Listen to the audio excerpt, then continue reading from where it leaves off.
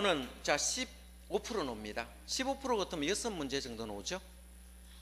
6문제 나오는데, 자 나오는 데만 정리하겠습니다. 나오는 데만 딱 정리하겠습니다. 어디부터 보는가 하면 457페이지부터 보겠습니다. 457페이지. 자, 감정평가에 관한 규칙사항 평가 있으면 이게 별표치입니다. 이거 시험 잘 나와요. 자, 일괄평가 찾았습니까? 자, 일괄평가는 전체를 다 평가합니다. 그런데 자, 의에 자, 대상 물건은 개별로 하여야 된다 이 말이었죠. 원칙은 개별평가가 원칙입니다. 원칙은 무슨 평가 원칙이다? 개별 평가하는 걸 원칙인데 예외가 다만입니다. 둘이 이상에 대해서 일체의 동그라미 칩니다. 일체로 거래된다면, 자 마지막에 일괄평가합니다. 자, 일체가 보이면 일괄평가합니다. 중간 글자 중요한 거 아닙니다. 자, 밑으로 가면 구분평가 별표 칩니다. 잘 놉니다. 가치를, 하나의 대상물을 가치해 줄 것입니다. 가치. 자, 가치란 말이에요. 가치. 하나의 대상물이 가치가 달라진대요. 가치가 달라진대요. 여기 가치에다 줄 것 고 별표 칩니다. 가치가 나오면 구분평가 무조건 찍으시면 돼요.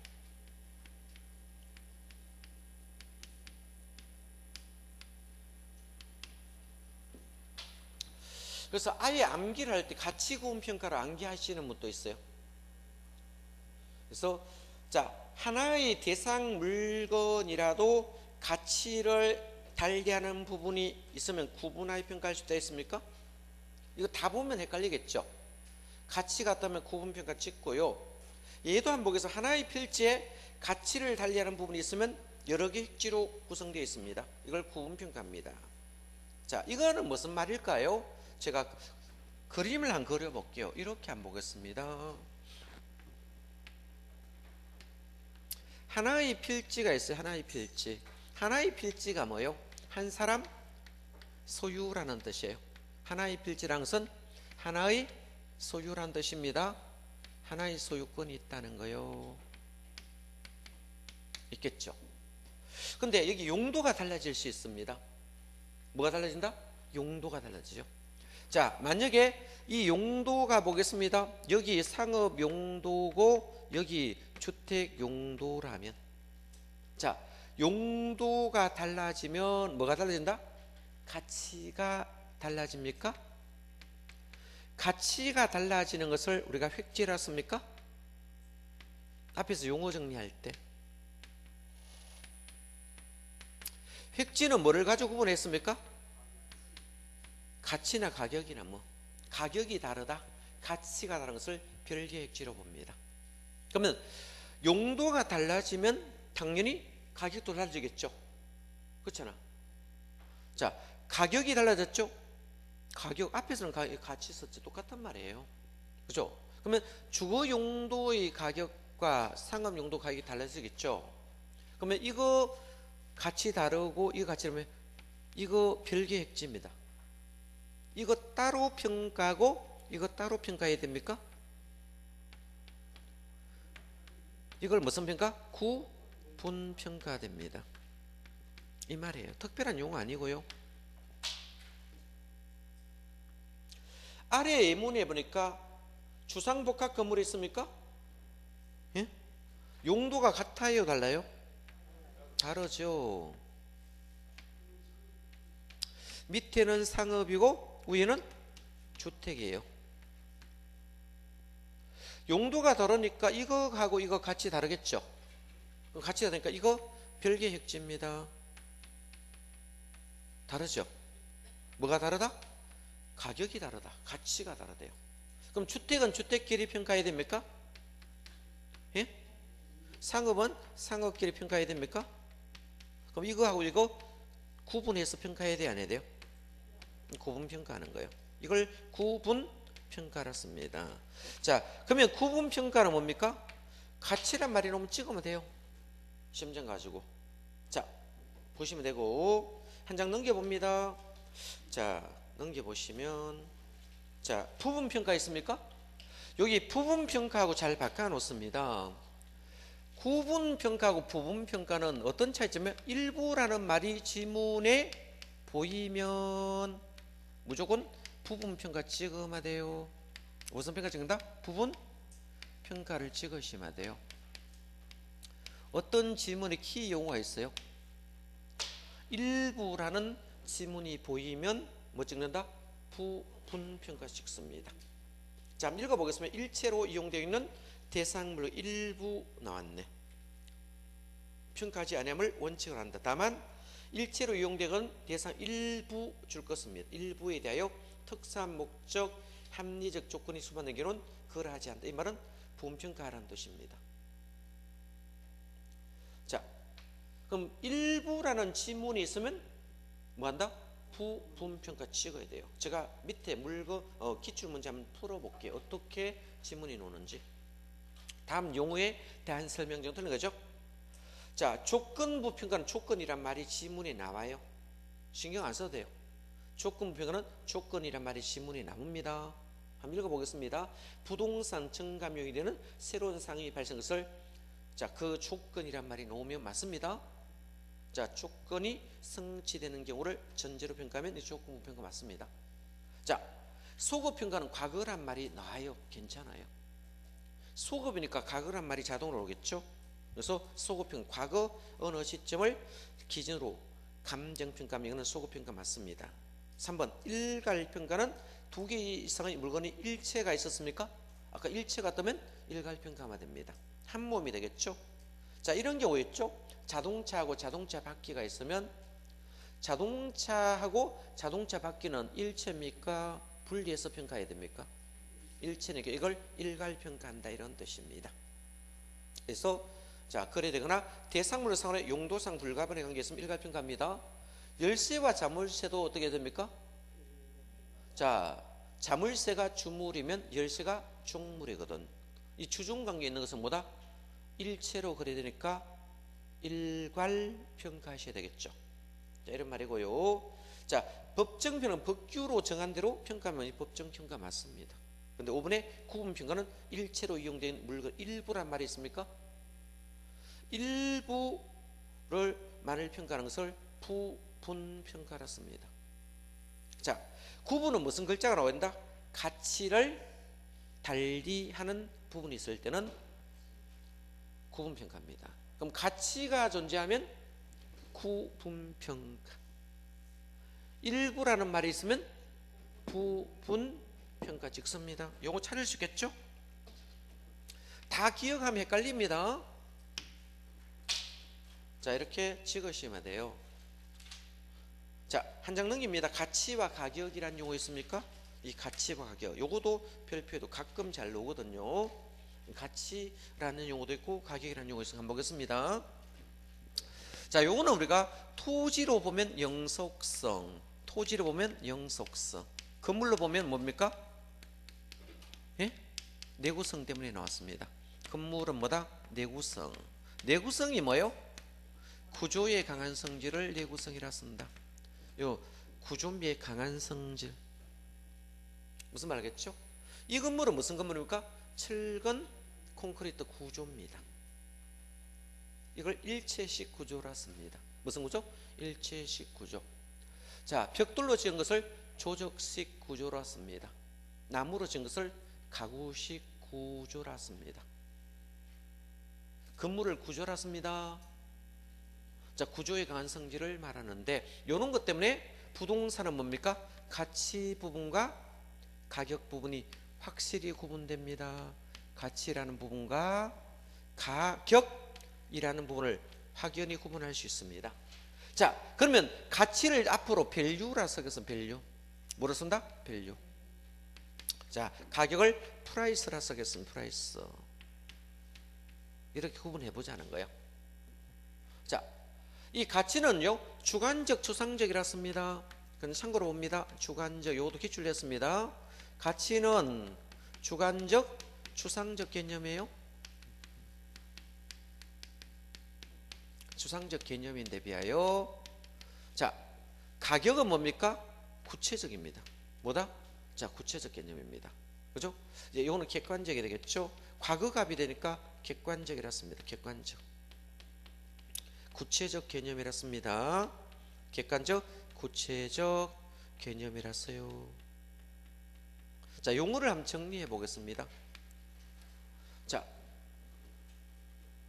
정식 용어입니다. 기출문제 보면 그대로 나옵니다. 이거 대학 교재에 있는 용어입니다. 장래, 기대, 되는 보겠습니다. 원본대로 적겠습니다.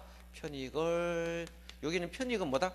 자, 합해적 편익과 비합해적 편익을 모두 포함합니다. 합해적 편익도 있고 비합해적 편익도 있습니다. 소득의 종류인데 넓은 용어라 생각하세요. 그냥. 그래서 장래, 기대는 편익을 현재 가치로 하는 값입니까? 현재 가치로 환원한 값이 되겠죠? 뭐 된다? 환원한 값. 한 값이 돼요.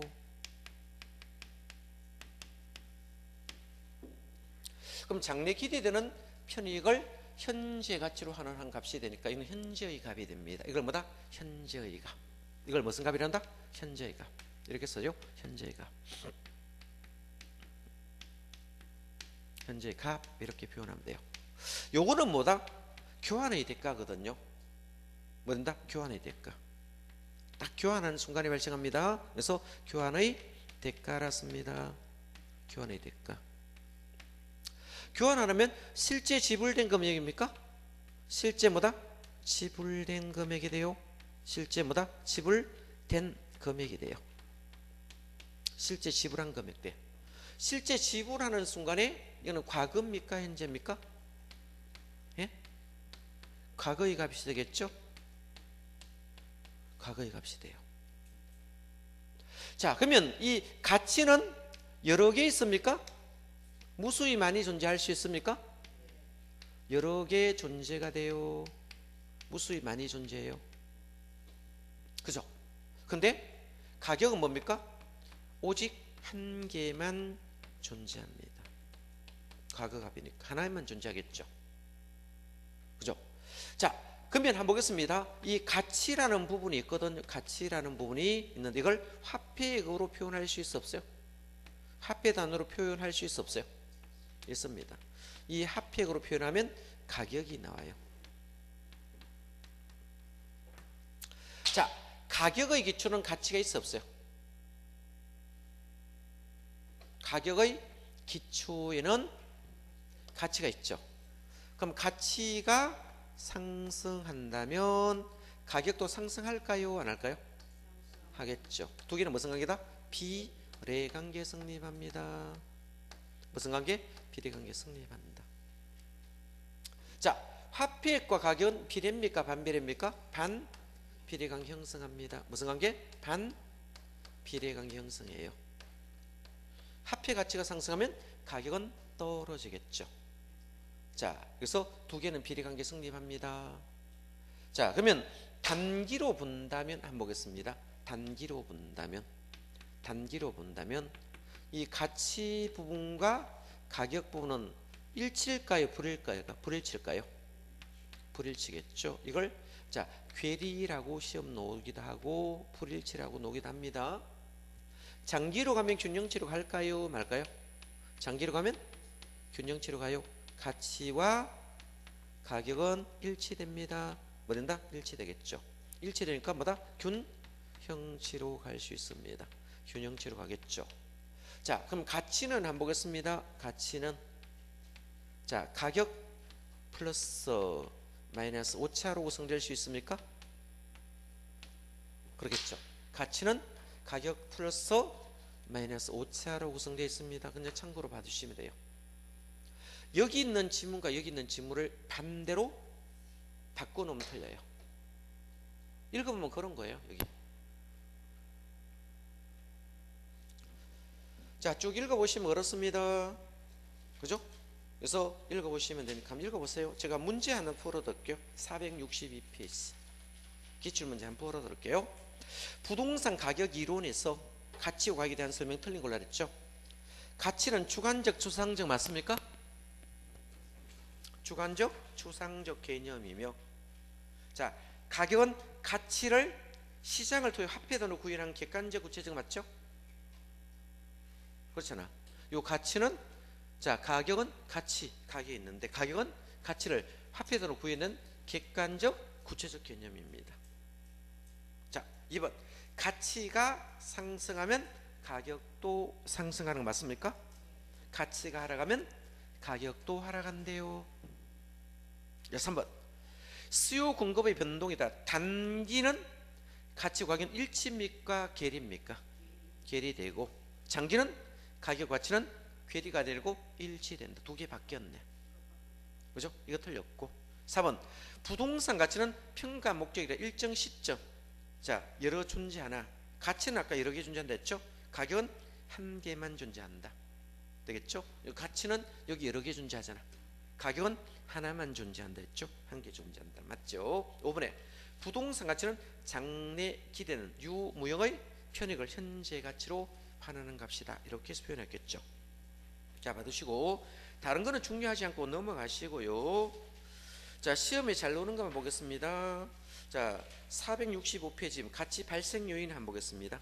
가치 발생 요인 요것도 종종 시험에 잘 나오거든. 한 장 넘기면 4가지 있어요. 가치 발생 요인 한번 보겠습니다. 자 우리 부동산 가격 발생 요인이라 쓰기도 하고 부동산 가치 발생 요인이라 쓰기도 하는데 볼까요? 읽어볼래요? 부동산 자 가치 쓰든 가격이 쓰든 관계없습니다. 발생 요인이 있어요. 발생 요인은 꼭 알아야 됩니다. 발생 요인이 있거든요. 자 우선 경제적 측면하고 법률적 측면 한번 보겠습니다. 경제적 측면 3가지 있어요. 첫 번째 뭐 있습니까? 여기 볼래요? 첫 번째 뭐 나왔어요? 예? 유용성 나왔어요? 유용성. 유용성으로 시험 나와도 되고 효용성으로 써도 될까요? 효용성. 이걸 효율성으로 바꿔가 시험에 나온 적 있어요. 효율성은 없습니다. 자 유용성, 효용성 다름으로 효용이란 말을 써도 돼요. 효용이란 말은 써도 됩니다. 이렇게 되겠죠. 그죠? 효용이란 말을 써도 된다고. 되겠죠? 자, 이런 것은 어떻게요? 자, 만약에 주거는 뭐를 따졌습니까? 아까? 예? 자, 주거는 자, 쾌적성과 편리성 본다 했죠? 쾌적성과 편리성. 그러면 우리 아파트 같은 경우는 편리성으로 많이 따져요. 역세권이니까 편리성도 봐야 되겠죠. 그러면 위치가 동등하다면 역세권 편리한 위치는 똑같다면 쾌적성이 있다면 로열층이 월등히 비싸죠. 아파트는 5층 밑으로는 사지 마세요. 최소한 1층이나 2층이나 뭐 3층이나 무슨 차이점이 있어요. 1층은 안 사고 2층부터 산대요. 2층 사지 말라고요. 그죠? 5층 밑으로는 사지 마세요. 5층 밑으로 사면 여러분 살아보시면 어떤 문제가 발생하는가 하면요. 여름 되면요. 조경나무 이런 것 때문에 습기가 돌아서 좋은 옷 전부 다 뭐다 곰팡이 다 썰어버리고요. 자 에어컨을 아예 지섭을 만쳐 놓든지 물 먹는 하마를 갖다 잡아 넣어놔야 돼요. 위로 올라갈수록 심합니다. 강원도, 경기도 올라갈수록 이게 더 심해요. 왜 햇빛 일조량이 좀 적기 때문에 그런가 몰라도 이 곰팡이 설고요 습기 차고 굉장히 심해요. 또 겨울 되면 많이 춥고 이러기 때문에 안 좋아요. 그래서 됐으면 상층 사고요. 그죠? 됐으면 3분의 2 지점이 제일 좋아요. 어느 지점? 그 동에서 3분의 2 지점이 가장 좋아요. 살 때. 자, 그렇게 딱 보고 사셔야 됩니다. 자, 그래서 쾌적성 따지겠죠. 그 팔기가 쉬워요. 같은 가게라도 고기 있는 부분이 빨리 팔려요. 항상 우리가 물건을 살 때는 팔 때를 생각해서 사야 돼요. 내가 직접 이사를 간다든지 돈이 필요하면 매각해야 되잖아. 안 팔리면요 골치 아프죠. 잘 팔리는 것은 가격도 잘 올라가요. 안 팔리는 것은 가격도 잘 안 올라가요.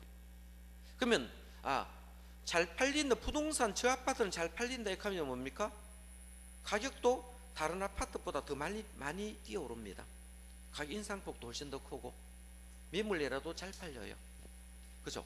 됐으면 대단지가 관리비가 적게 나오겠죠? 소단지보다. 그죠? 자, 상업은 어떻게 할까요? 상업은 수익성이 제일 좋습니까? 수익성. 장사 안 되면 이 상가의 가치가 없습니다. 수익성을 따집니다. 수익성. 되겠죠? 공업은 뭡니까? 공업은 생산성이 되겠죠? 생산. 자, 이 생산성이 뛰어나려면 물이 있어야 됩니다. 생산성 또는 비용이 좋아야 되겠죠? 비용 절감 되겠죠? 그래서 바닷가에 요즘 공장 많이 지어요. 자, 그래서 공장에서 물건 만들었어요. 기계를 시킬 때 바닷물 끓여와 시키면 바닷물 굉장히 찼거든요. 냉각하기도 훨씬 더 좋고요. 그리고 선적에 나갈 때도 뭐다? 배로 싣고 바로 나가기도 좋다고요. 그래서 생산성과 비용성을 따지겠죠. 농업도 생산성, 비용성 똑같습니다. 이걸 우리가 유용성이라 씁니다. 유용성을 알려면 뭐를 알아야 되겠어요? 예? 용도를 먼저 알아야 돼요. 우리 부동산 살려면 제일 먼저 뭐 알아야 돼요? 예? 용도 알아야 유용성 결정됩니까? 용도 모르면 유용성 알 수 있어 없어요? 모릅니다. 그래서 용도에 따라 뭐가 달라진다? 유용성이 달라진다. 되겠죠? 자, 두 번째 유효수요 한번 보겠습니다. 유효수요. 자, 유효수요라는 것은 수요는 수요인데 효력이 있어야 됩니까? 그럼 이게 구매력이 있다는 것 같아요? 없다는 것 같습니까? 네? 구매력이 있어야 됩니까? 구매력 수반해야 돼요. 아무리 사고 싶더라도 돈 없으면 못 사는 거예요. 요거 두 개 때문에 수요가 탄생되었습니다. 뭐가 탄생됐다? 수요가 만들어졌어요.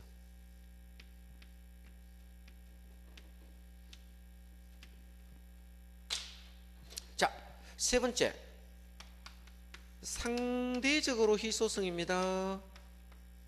명동의 토지와 강원도 상고의 토지는 어디가 상대적 희소성이 클까요? 예? 명동이 월등히 크겠죠.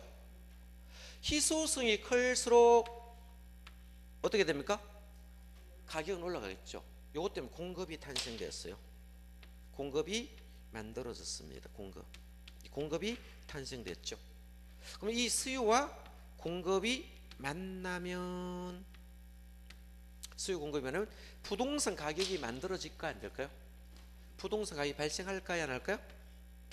부동산 가격이 발생하겠죠. 그죠? 부동산 가격이 발생하면 이 부동산 가격은 다시 앞에 수요 공급에 영향을 줄까요 안 줄까요?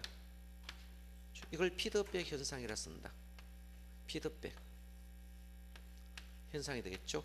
선발지표에 영향을 준다고요. 이런 것을 앞으로 부동산 가격 이중성이라 씁니다. 이걸 부동산 가격의 이중성, 이 용어 정리가 씁니다.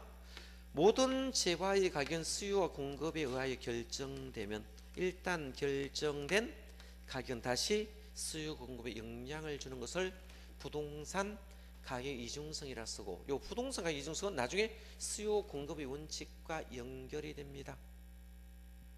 자, 요거를 우리가 경제적 3대 발생 요인이라 부르고, 학자들의 견해에 따라 이걸 포함하는 경우도 있어요. 학자의 견해에 따라 닉이라는 사람 이거 잡아놨어요. 이전성. 여기서 말하는 이전성은 법적 이전성입니다. 자, 모든 법적 통제가는 법적으로 이전할 수 있나 보는 겁니다. 그죠? 자, 모든 부동산은 중개 거래의 대상이 될까 안 될까요?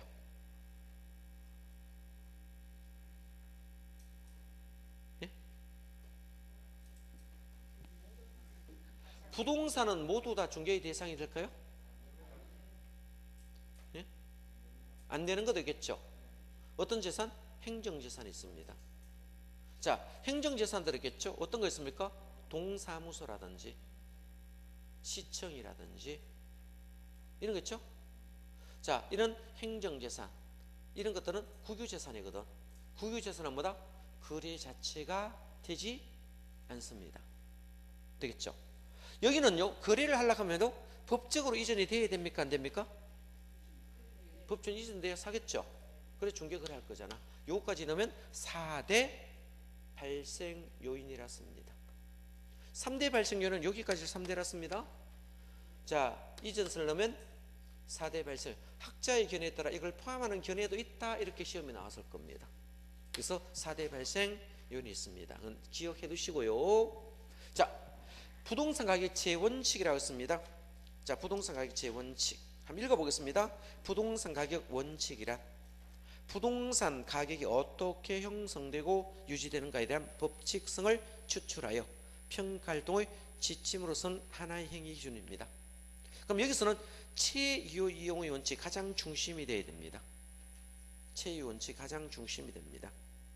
자, 왜 최유 이용 상태 가장 중심이 되는가 한번 보겠습니다. 제가 한번 적어볼게요. 읽어볼래? 그건 참고로 봅니다. 나중에 나머지는 외우면 되는데, 자, 제목이 뭡니까? 제목이 뭐예요? 부동산 가격 있죠. 가격을 평가할 때 제반적인 원칙들이 있어요, 없어요? 예? 있죠. 그럼 가격을 평가할 때는 어떻게 평가했습니까? 최유효용 상태로 평가하라는 뜻입니다. 어떤 상태로 평가한다? 최유효용 상태네. 최유효.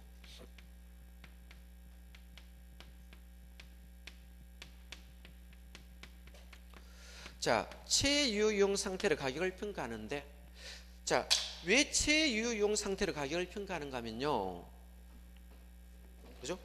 여기 보면 이용이라고 있습니까? 이용. 색깔이 있는 게 다 도망갔노. 자, 우선 용도가 어떤 용도로 이용할 것이냐를 알아야 되겠죠. 자, 효력이 있어야 되죠. 가장 좋은 효력이 있으려면 뭐다? 가장 이 용도로 이용했을 때 가장 좋은 효력이 있으려면 어떤 용도로 쓸 수 있는지 알아야 되겠죠. 그 이유가 뭡니까? 용도의 다양성 때문에 그렇습니다. 용도의 다양성 때문에 그렇습니다. 자, 평가는 최유효 상태로 평가하니까 가장 중심이 되는 원칙은 뭐다? 최유효 원칙이 되겠죠. 그러면 가격을 평가할 때 최유효 이용 상태로 가격을 평가하는데, 요거를 평가하기 전에 사전에 전제가 되는 원칙이 있어요. 뭐가 된다? 전제가 되는 원칙. 두 가지 있죠. 자, 전제가 되는 원칙 또는 바탕이 되는 원칙, 이렇게 써도 되고요. 그죠? 시간과 관계 있는 원칙이라 써도 됩니다. 그죠? 이것이 두 가지 있죠. 변동의 원칙이라고 씁니다. 구경합니다. 그냥 볼래요? 변동의 원칙도 있고 예측의 원칙이 있죠. 어떤 원칙이 있다? 예측의 원칙이 있습니다. 이런 원칙이 있어요. 자, 제가 최유 상태에서 제가 감정평가하는데요, 내부에 대한 요인도 있어요. 내부적 요인과 외부적 요인으로 나누셔야 돼요. 내부 요인과 외부 요인으로 나눠서 구분해서 공부를 한다면, 내부 요인이 네 가지 있어요. 이걸 우리가 수수기균이라 씁니다. 수수기균 나중에 천천히 외우면 됩니다. 수수기균이 뭐예요? 수익, 최정, 체감의 원칙이 있어요. 체감의 원칙이 있고, 자, 두 번째 수익 배분의 원칙이 있습니다. 수익 배분의 원칙이 있고요. 자, 세 번째 기여의 원칙이 있겠죠. 기여의 원칙, 균형의 원칙이 있습니다. 그래서 앞잡아서 수수기균이라 씁니다. 이거는 전부 내부와 관계 있습니다. 그래서 균형의 원칙 이렇게 있습니다. 암기할 때, 자, 수수기균 이렇게 씁니다. 그래서 내부적은 네 가지 중에 있죠. 수익, 최정, 체감의 원칙. 자, 수익 배분의 원칙, 기여의 원칙, 균형의 원칙 이렇게 나눠요. 이 수수기균 암기하시면 되고, 내부는요, 외부는 외적과 싸워서 경쟁해서 이기면 됩니다. 외부성의 원칙이 있어요.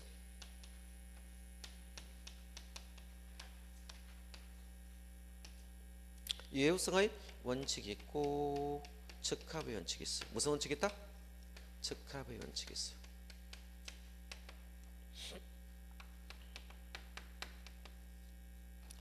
자, 그래서 암기하면 외적과 싸워서 경쟁에서 이기면 됩니까? 경쟁의 원칙 있죠. 경쟁의 원칙.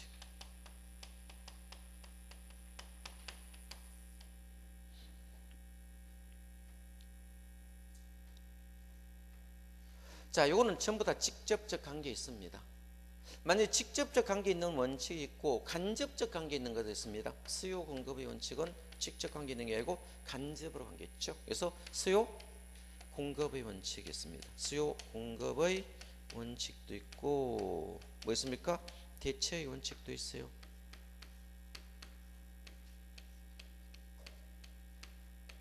수요 공급의 원칙과 대체의 원칙은 직접 관련 있습니까? 간접 관련 있습니까? 간접 관련 있죠. 자, 그러면 한번 보겠습니다. 가장 중심이 되어서 평가하는 이 체유 상태로 가격을 평가해야 됩니다. 자, 요거를 가지고 평가를 하는데, 자, 시간 전제가 되는 원칙도 있고 내부도 있고 외부도 있더라는 거예요. 이걸 모두도 고려해서 이 부동산 가격을 체유 상태로 평가하시면 돼요.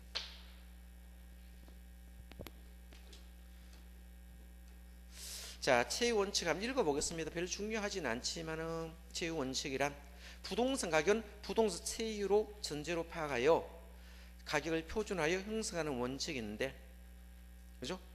자, 이거 적합의 원칙하고 고유 원칙이라. 고유 원칙이 뭡니까? 부동산에만 적용되는 원칙을 고유 원칙이라 씁니다. 되겠죠? 자, 2번 단원 읽어드리겠습니다. 체유요 이용이란 객관적으로 봐 양식과 통상의 이용 능력을 가진 사람에 의한 합리적, 합법적으로 이용한다. 그죠? 자, 물리적으로 채택 가능하며 최고 수익의 경험적 증거 있는 이용을 말한 참고로 읽어보시고요. 자, 3번으로 가면 내부 원칙 줄 것입니다. 내부 원칙 4가지 있죠? 수수기근이라 썼습니다. 3번 있죠? 체의 원칙과 내부에 관련 원칙 내부만 줄 거라고요. 되겠죠? 자, 그래서 제일 먼저 수익 최종 체감의 원칙부터 먼저 순서로 공부하셔야 됩니다. 책은 순서 안 맞게 적어놨습니다. 수익 최종 체감의 원칙이 있습니까? 자, 여기는요 추가 투자의 적정성 판정 그것만 암기하신다. 활용해 1번에. 요거는 무슨 뜻인가 하면요, 읽어볼래요. 아까 했는 내용인데, 자, 한 개의 비용과 한 개의 수익이 있었지. 아까 첫 시간에 했잖아. 한 개 비용과 한 개 수익을 비교했을 때 한 개의 비용보다 한 개라는 수익이 크면 추가 투자하는 게 낫겠죠? 그죠? 언제까지 추가 투자입니까? 이윤이 가장 극대화될 때까지 추가 투자입니다. 되겠죠? 이걸 수익이 뭐하기 때문에? 최정하기 때문에. 자, 그러면 요 지점이 한 개 비용과 한 개 수익 일치하는 지점이 되겠죠? 요 점이 이윤이 가장 극대화됩니다. 이윤보다 극대화되거든요. 이거 넘어가면 어때요? 한 개의 비용과 한 개 수익을 비교하면 비용이 더 크죠? 수익이 뭐다? 체감하거든요. 그죠? 수익이 뭐다? 체감합니다. 체감. 그렇겠죠? 그러면 어디까지 추가 투자하는 게 나겠습니까? 예? 요거는 외울게 여러분 책에 추가 투자의 적정성 판정 요거만 암기하시면 돼요. 시험 요거밖에 안 나와요. 요거 암기하셔야 됩니다. 활용하는 데 있습니다. 자, 넘어갑니다. 한 장 넘겼습니다. 수익 배분의 원칙이라고 있습니까? 한 장은 수익 배분의 원칙 있죠. 수익 배분의 원칙은, 자, 첫째로 보면 노동, 자본, 경영 배분하고 최종적으로 배분한다 했습니까? 토지에 배분한다. 토지 꼴찌 배분했습니다. 둘째 줄에 토지를 마지막에 배분한다. 그래서 이것 때문에, 자, 동그라미 밑에 활용이 2번에 잔여법, 토지 잔여법과 수익분석 이론적 근거 그거 밑줄 긋습니다. 자, 기여의 원칙 한번 가보겠습니다. 기여의 원칙 찾았습니까? 기여의 원칙은, 자, 2번 봅니다. 각 구성요소 기여도 합 밑줄 긋습니다. 시험이 기여도 합으로 추가 투자합니다. 기여도 합으로 추가 투자해야 되는데 생산비 합으로 추가 투자한다면 틀립니다. 뭐로 투자한다? 기여도 합으로 추가 투자합니다. 그래서 활용에, 자, 둘째 줄 마지막에 추가 투자 적정성 판정 밑줄 쫙 긋습니다. 여기도 추가 투자해야 하네요. 네? 여기도 추가 투자, 여기도 추가 투자 있잖아. 그래서 추가 투자의 적정성 판정인데 적정성 판정했는데 여기서 추가 투자 적정성 판정은 뭘 보고 했습니까? 기여도 합으로 했어요? 생산비 합으로 했어요? 기여도 합으로 추가 투자합니다. 생산비 합 놓으면 틀립니다. 여기도 추가 투자, 여기도 추가 투자 있습니다. 이건 이윤 극대화될 때까지 추가 투자했잖아. 그죠? 수익 최종 체감의 원칙은 이윤이 극대화될 때까지 추가 투자했잖아요. 그죠? 이거는 뭐 가지고 했습니다? 기여도 합으로 추가 투자합니다. 요거 두 개 다 구성 요소와 관계 있습니다. 기여는 균형에 선행합니까? 안 합니까? 선행하거든요. 선행합니다. 선행하는 원칙이 돼요. 그죠? 여기서 균형은 내부 균형입니다. 요 건물이 이렇게 있죠? 건물이 이렇게 있다면 이 건물과 부지 내부 균형입니다. 내부 균형이다. 끼워지면 기능적 감가가 일어납니다. 무슨 감가? 기능적 감가가 일어나거든요. 요 기능적 감가 밑줄 그으시면 돼요. 자, 균형의 원칙은 맨 앞에 있습니다. 그죠? 균형의 원칙은. 자, 어디에? 활용이 2번에 구성 요소 간 밑줄 긋고 기능적 감가 줄 긋습니다. 여기는요, 이거를 우리가 구성 요소라 씁니다. 구성 요소간. 구성 요소간. 구성 요소간이라 말했습니다. 그럼 구성 요소간이 나오면 구성 요소는 여기하고 여기만 나옵니다. 두 군데는 구성 요소란 말을 써도 돼요. 자, 균형이 끼워지면 어떻게 될까요? 기능적 감가하고 이건 개별 분석하고 나중에 연결된다. 무슨 분석? 개별 분석과 연결된대요. 개별 분석하고 연결된대요. 됐죠? 자, 이번에 봅니다. 외부로 갑니다. 4번에 큰 4번에 다음 페이지 외부 관련 원칙. 무슨 원칙? 외부 관련 원칙. 적합의 원칙 여기 있어요? 없어요? 있죠. 적합의 원칙은 용어 정리할 때 이렇게 말하겠습니다. 우리 평가하는 부동산을 대상 부동산이라 씁니다. 이걸 뭐다? 대상 부동산이었어요. 대상 부동산이 외부 환경에 적합한 자를 묻습니다. 외부 환경에 적합하면 적합의 원칙이고 여기 위배되면 둘 다 경제적 감가가 됩니다. 이거는 경제적 감가가 돼요. 되겠죠? 나중에 지역 분석하고 연결됩니다. 지역 분석하고 연결되거든요. 자, 그래서 거기 보시면 적합의 원칙은 자, 활용하는데 1번 줄 것입니다. 균형의 원칙은 내부 속력의 균형을 논하면 적합은 외부 조건의 균형을 논합니다. 그래서 2번에 보니까 여기 어긋나면 뭐다? 경제적 감가 밑줄 짝 했습니까? 자, 다음 페이지 경쟁의 원칙입니다. 첫째 줄 것 초과율은 경쟁을 야기하고 경쟁은 언제까지? 초과율이 감소 소멸할 때까지 경쟁하시면 되고 자, 마지막 줄에 여기는 무슨 경쟁이 강합니까? 수요자 경쟁이 강하다. 마지막 줄 무슨 경쟁이 강하다? 수요자 경쟁이 강합니다. 되겠죠? 그것만 봐두시면 되겠네. 외부성의 원칙 보겠습니다. 외부성의 원칙 이런 거면 읽어볼래요? 외부 환경이 대상에 영향을 주는 걸 외부성의 원칙이라 씁니다. 외부 환경이 대상에 영향을 주는 것을 외부성의 원칙이라 쓰는데요. 여기 위배되면 경제적 감가가 일어나고 지역 분석이 됩니다. 그래서 거기에 밑줄 그으면 되겠네. 자, 밑줄 그었습니다. 2번에 감정평가 활용, 지역 분석과 경제적 감가 이론적 근거. 자, 변동의 원칙이라고 있습니까?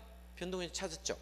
여기는 활용해 보면 동그라미 1번 첫째 줄만 시점 수정 및 기준 시점 확정하는 이론적 근거 암기하시고 이거는 2번에 물리적 감가와 관련했습니다. 무슨 감가?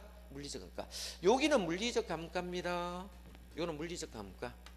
변동의 원칙은 물리적 감가와 관계있고 자, 균형의 원칙은 기능적 감가와 관계있고 적합과 외부성은 경제적 감가와 관계있다. 이거 세 가지 구분해 두셔야 돼요. 자, 예측의 원칙 봅니다. 예측의 원칙은 크게 놀만한 거 없거든요. 그래서 한 장 넘기면 활용의 동그라미 1번 가치를 줄 것은 가치를 장래의 동그라미 치고 별표 칩니다. 장래 뜨면 모두 예측의 원칙에 쓰는 겁니다. 기능 편익을 현재 가치로 환원한 값 그것만 줄 것입니다. 자, 대체의 원칙 보겠습니다. 대체의 원칙. 대체의 원칙은 동그라미 2번 마지막에 용도 및 다른 부동산 대체가 인정되고 활용의 3방식 이론적 근거 줄 것고 별표치입니다. 거기 놓은 적 있고, 수요 공급의 원칙은 활용해 보면 동그라미 1번 마지막에 부동산 가격 이중성 요거 하나만 줄 것입니다. 부동산 가격 이중성 활용에 있잖아요. 동그라미 1번 첫째 줄 마지막에 아까 했는 겁니다. 부동산 가격 이중성 할 때 있죠. 요거 있잖아요. 요거 여기 부동산 이중성은 뭐다? 수요 공급 원칙하고 연결된다 했잖아. 아까 했는 질문이고요. 기회비용 원칙 봅니다. 오른편에 471페이지 두째 줄 것은 기회비용이라, 그죠? 어떤 선택함으로써 포기하여야 하는 다른 대안, 이 최고 가치를 말하는 최고의 동그라미, 이걸 최고를 뭐다? 최소로 바꿔놓으면 틀리겠죠. 자, 2번 기회비용은 실제 지불 비용이 아닙니다. 그래서 밑에 계산된 비용, 인식된 비용이라는 적어뒀습니다. 무슨 비용? 실제 지불된 비용이 아니고 무슨 비용이다? 계산된 비용. 계산된 비용이라 쓰기도 하고 인식된 비용이라 씁니다. 뭐다? 인식된 비용을 기회비용이라 쓴다. 자, 실제 지불된 비용 아닙니다. 실제 지불된 비용이 아닙니다. 아니고, 자, 계산된 비용, 인식된 비용을 우리가 기회라는 비용이란 용어를 쓴다, 이렇게 정리하시면 됩니다. 자, 이러면 가격 재원칙 끝났어요. 그죠? 여기까지 오늘 하고요. 지역 분석과 개별 분석은 다음 주에 하겠습니다. 자, 수고했습니다.